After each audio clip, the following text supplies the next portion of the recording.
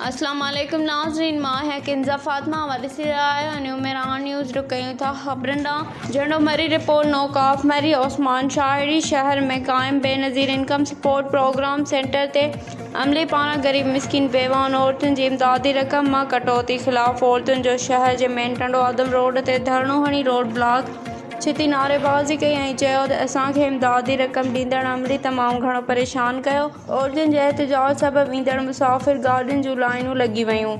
वधीक ख़बरुनि ऐं अपडेट्स लाइ ॾिसंदा रहियो न्यूमेरान न्यूज़।